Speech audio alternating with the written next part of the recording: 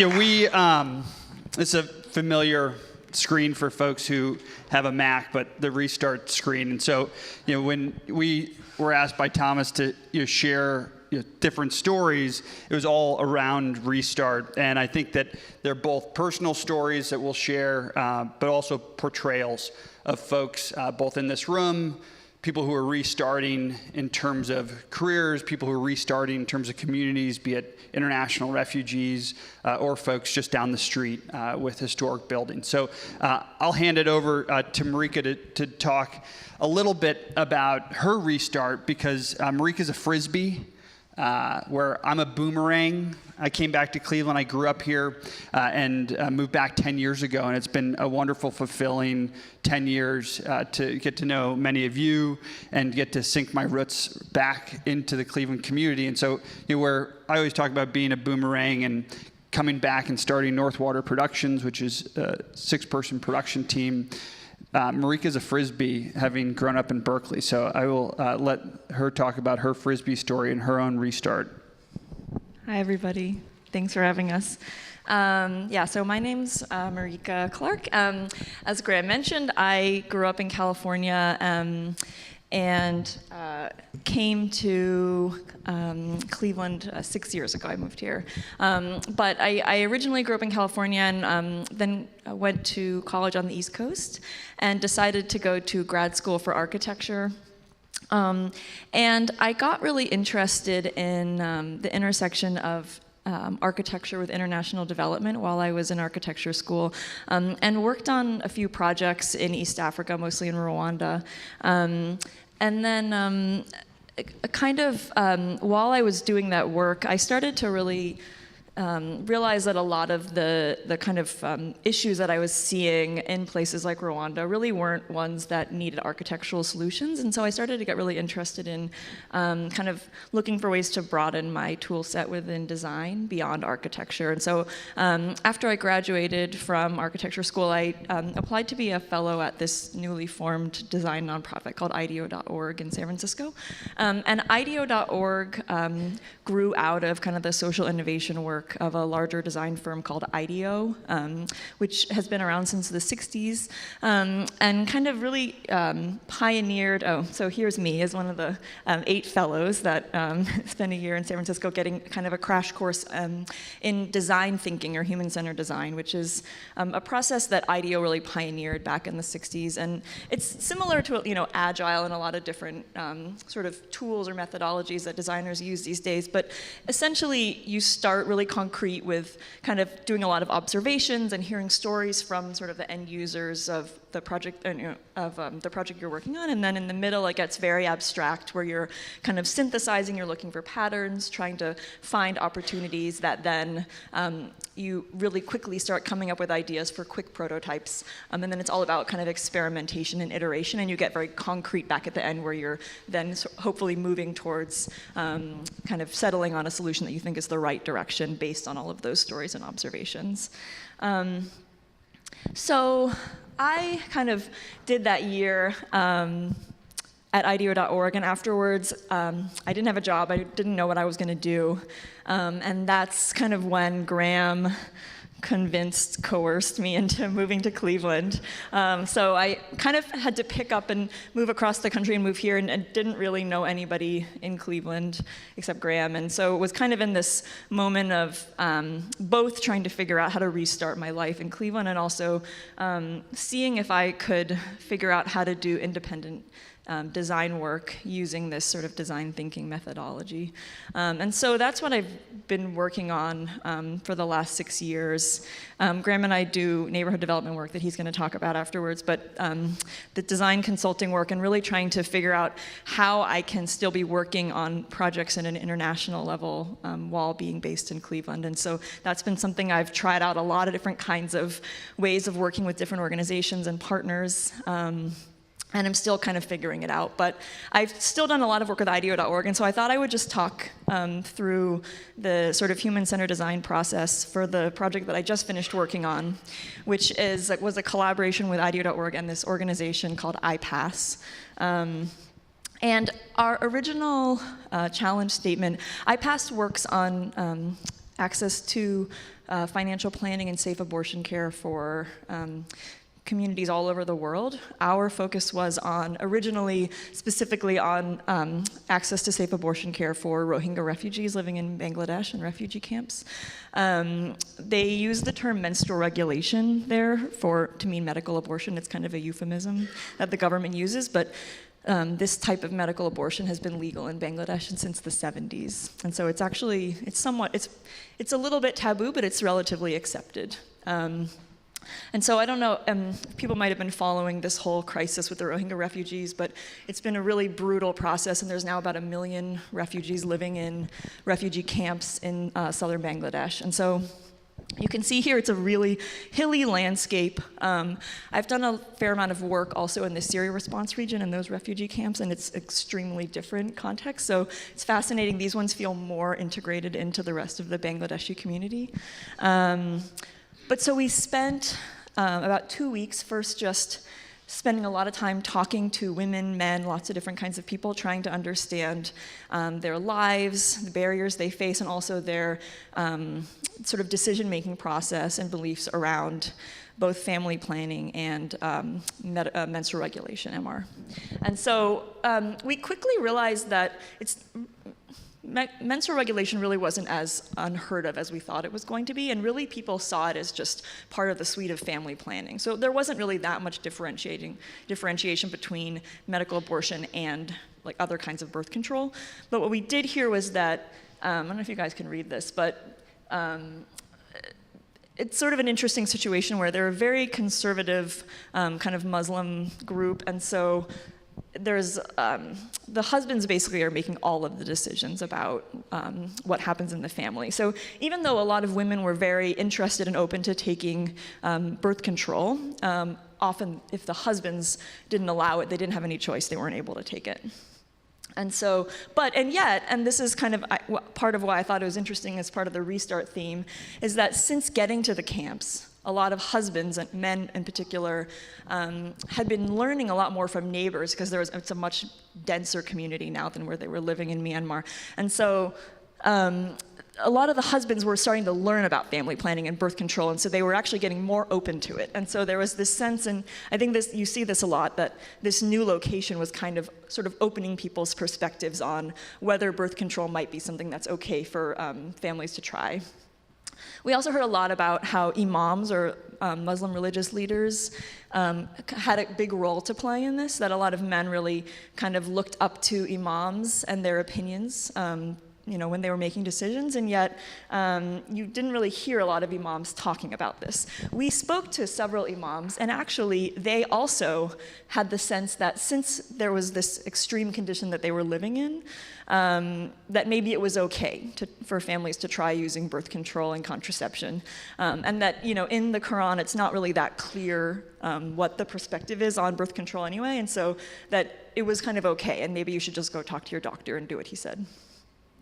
But kind of within this whole context, what was happening is that there was this whole network of community health workers who were counseling women on information about birth control, contraception, MR, but the women can't make the decision. And there is no equivalent community health worker program for men, and so even though men are the ones making the decision, they have no way to get actual information about medical care. So they're kind of making the decision based on random hearsay and whatever they're learning from their neighbors. So this kind of seemed like a big opportunity. And so we really targeted our challenge to really focus on how to educate men on family planning and use that kind of as a spark to start a conversation about family planning and menstrual regulation so that men could kind of become supporters for their wives in getting services.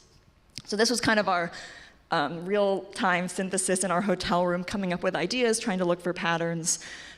We came up with a number of different initial sort of sacrificial concepts that we shared with both women and with men, and to get their feedback and try out a number of different prototypes while we were there and also remotely.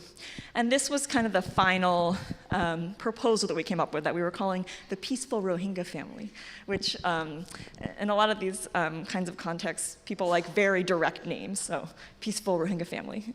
And it really acts as this kind of spark to try to make having that conversation about family planning seem less daunting and uncomfortable and taboo between husbands and wives. And so it has 3 parts.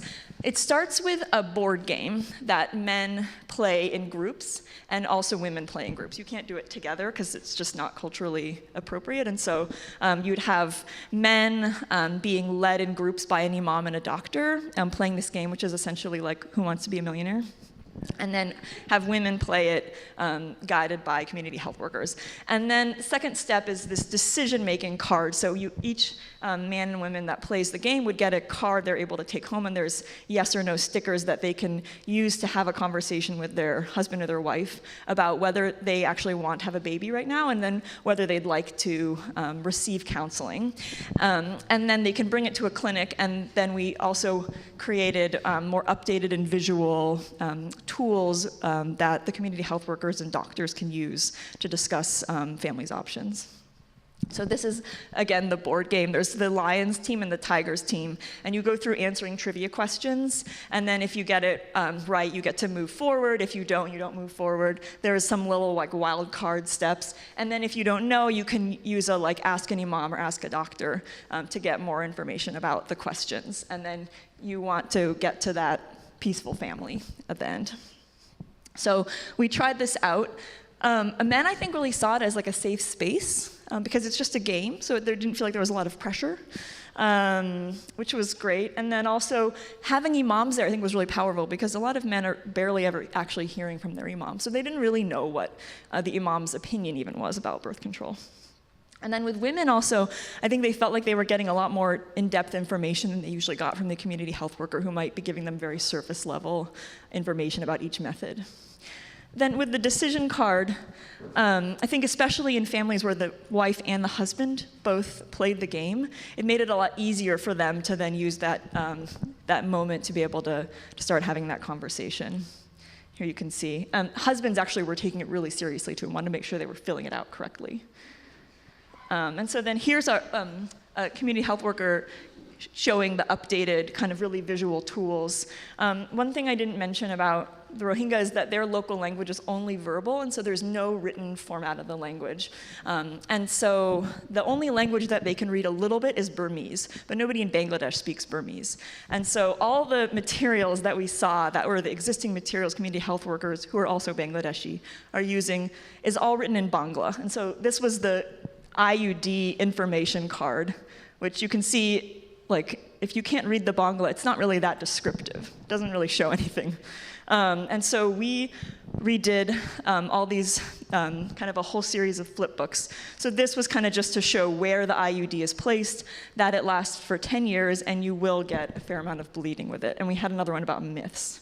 Then this was the existing kind of instructions for how to take MR, medical abortion pills.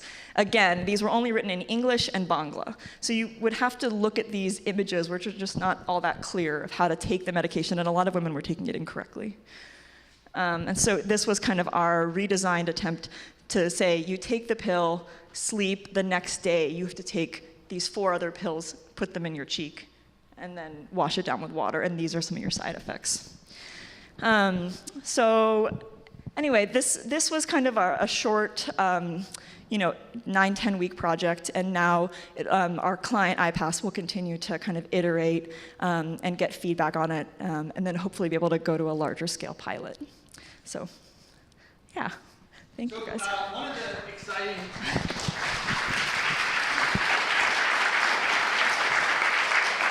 One of the exciting things is, when we think about Restart and we think about design thinking, it's not solely in very serious matters in terms of women's reproductive health. You can restart with the notion of taking awesome wine and putting it in a can.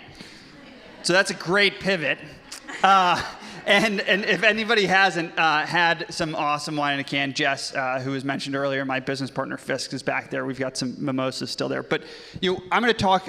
Again, this is a collection of stories. Marika shared the restart of these international refugees, and I'm going to talk about some of the restart. But this is one project I won't go deep into, but it's available at Wine Spot, Heinen's, Whole Foods, and Dave's.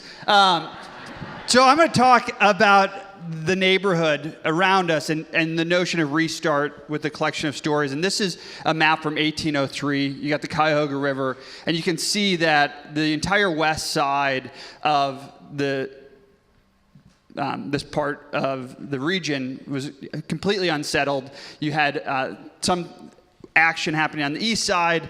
We're sitting right here where the red dot is. This is the oldest consecrated site in Cuyahoga County, St. John's Episcopal Church. And the west side of Cleveland, we have this man really to thank for the city of Ohio and the real great momentum that we saw. And this is Josiah Bartlett, who he himself had a restart. His first wife died.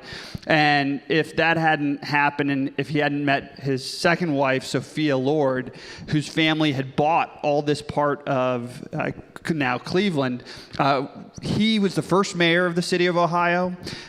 He moved here from Connecticut, and he really pioneered not only the planning with Franklin Circle and the grid system, that we're all benefiting, but his restart allowed, as the first mayor of the city of Ohio, it actually predated the city of Cleveland in 1836 when he started it. And I think that when you think about restarts and you think about this part of Ohio City, this was really the civic center for the city of Ohio. And this is the Ohio City Firehouse, originally built in 1854.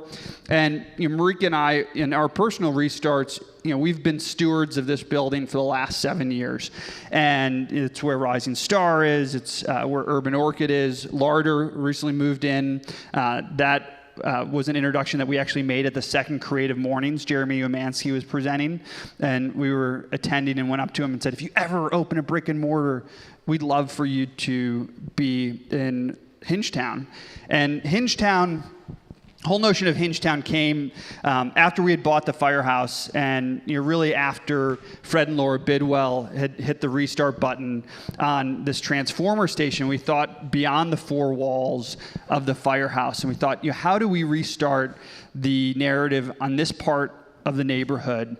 And we're geographically at the hinge of Ohio City's Market District, Detroit Shoreways, Gordon Square Arts District, and Carrie Carpenter, who's the executive director, is here in the audience, and the Warehouse District in downtown.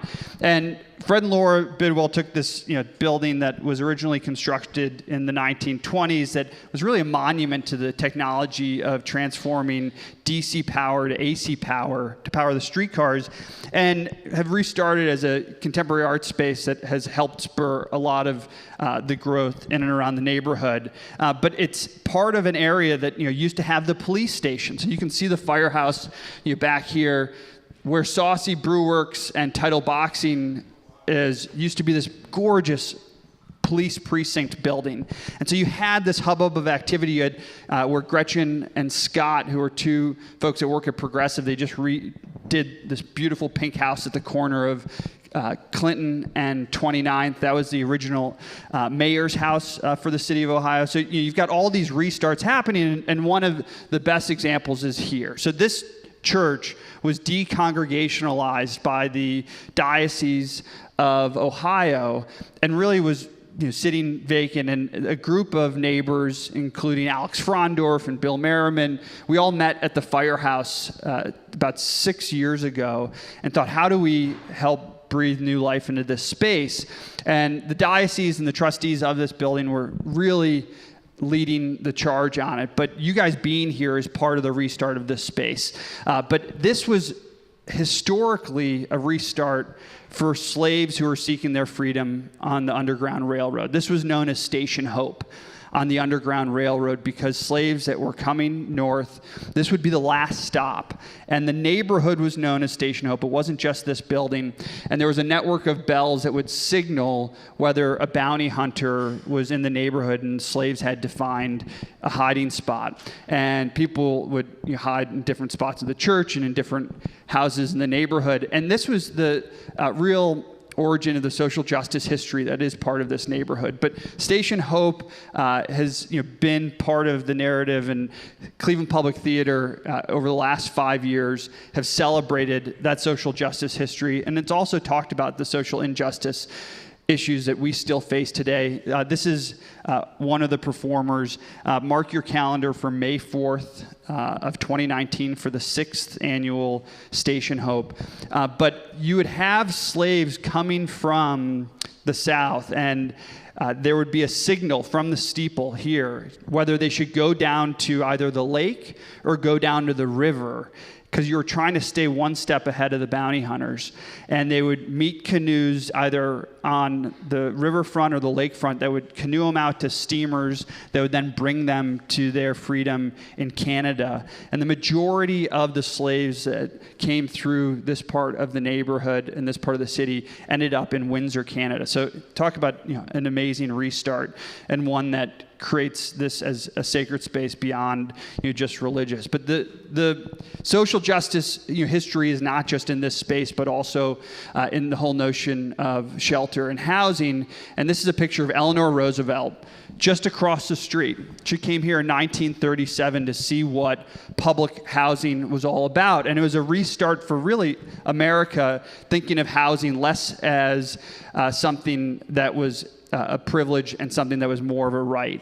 And so CMHA, which then was the Cleveland Metropolitan Housing Authority, now it's the Cuyahoga Metropolitan Housing Authority, Lakeview, our neighbors just a few hundred yards away, it's the first public housing project in America. And that's an amazing thing, and something that I think makes this neighborhood truly special. And it was based on the notion of a European hillside village. And it also took a lot of inspiration from Chatham Village in Pittsburgh.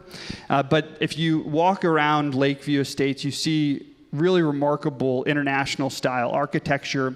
And there's also some great public art that dates back to the 1930s. And there's two public art pieces on the community building that I would recommend everybody to take a look at. This is a relief by the WPA artist William Mcveigh.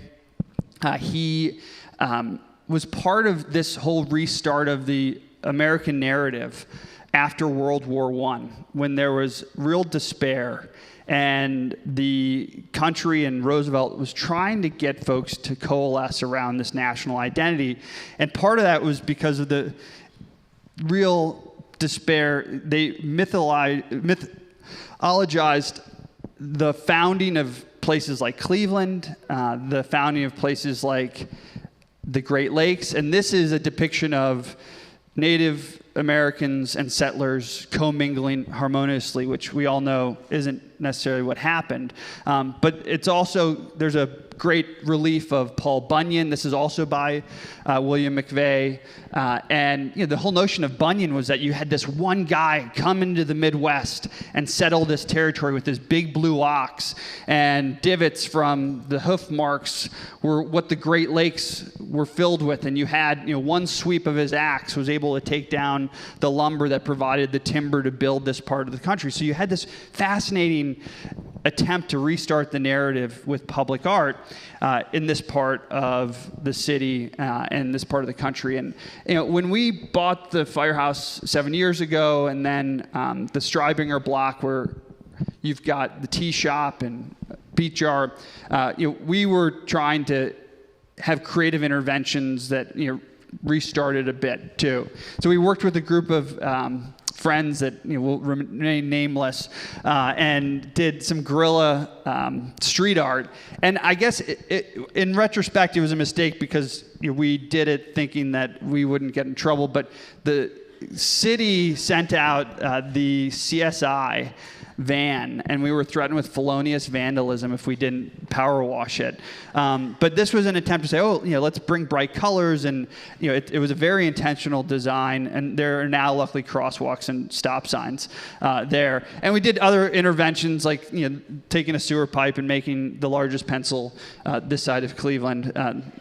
And then where we restarted kind of actually formalizing these kinds of interventions was with this living wall, 3,000 plants. But this was a fund funded by the sewer district. So all of you, if you pay sewer bills or water bills, and it was a collaboration with them. So it takes all the stormwater from the roof and it waters these plants that are in these synthetic felt pockets. So it was an attempt to say, all right, how do we add these elements that create some reason for folks to come and visit, in addition to the amazing shops and shop makers and whatnot. So this is probably the most formalized initiative that we were a part of. And Christina from Spaces is here, and Hattie from Ohio City Inc., and Fred Bidwell with the Transformer Station.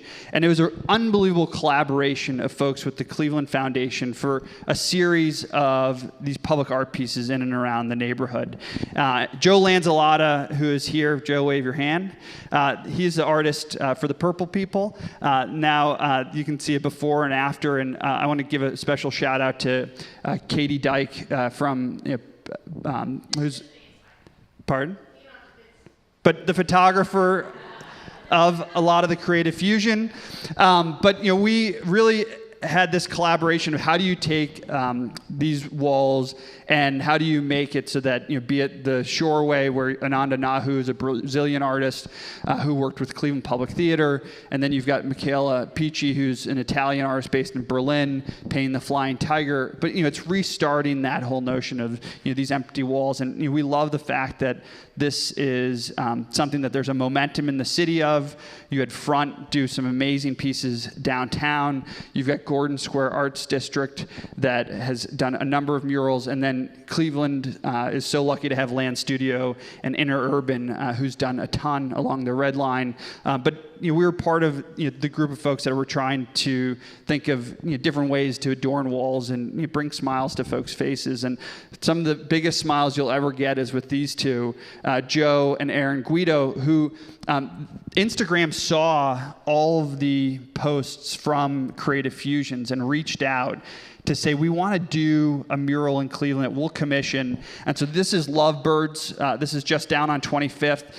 Joe and Aaron painted it, but it was a commission by Instagram because they saw the work being done with Creative Fusions, which was exciting. And we're continuing to do this kind of work. Hingetown Culture Works is the evolution of the Creative Fusions cohort. Canada Chapman has a work that's underway right now. The top is what it's going to look like, but Canada is an internationally recognized artist that lives locally. He's had illustrations on the cover of the New Yorker. He did the Martin Luther King Google Doodle this year. So an amazing guy, and it's him. This is his first mural, and we're excited to be working with him. So I think one of the best parts about the neighborhood work has been the real collaboration, and we continue to work on the brick and mortar side of it, but part of that is also the programming. So I'd mentioned the Firehouse and the Streibinger block, and we bought the print shop a few years ago,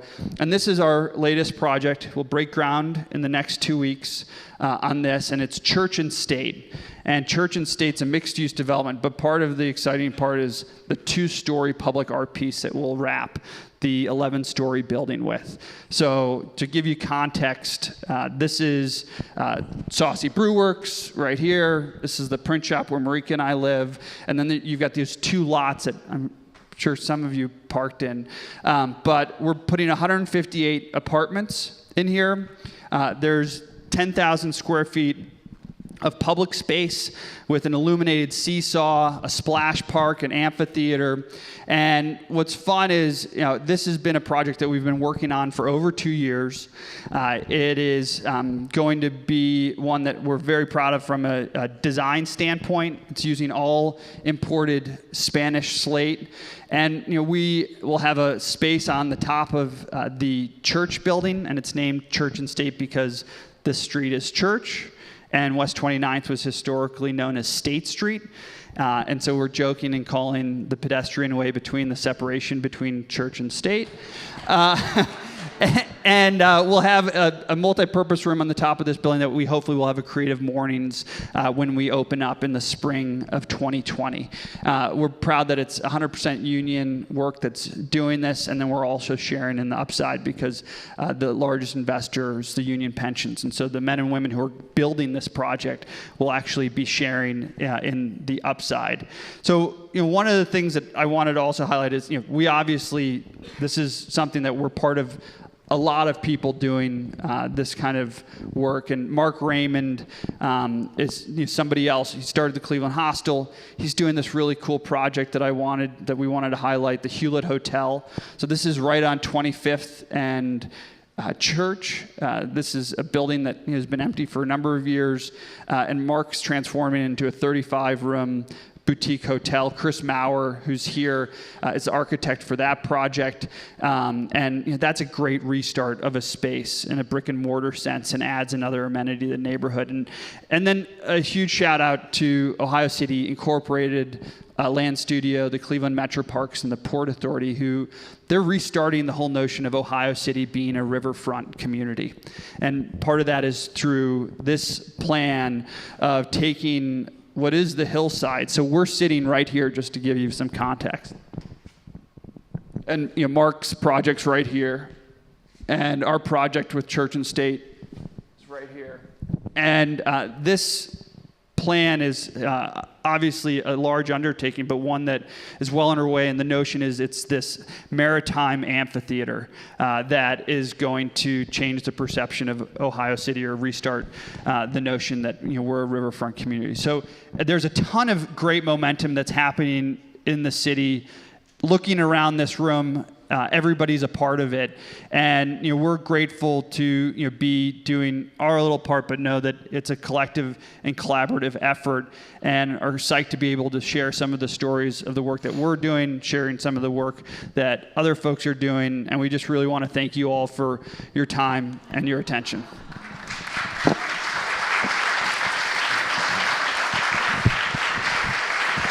That's Gus.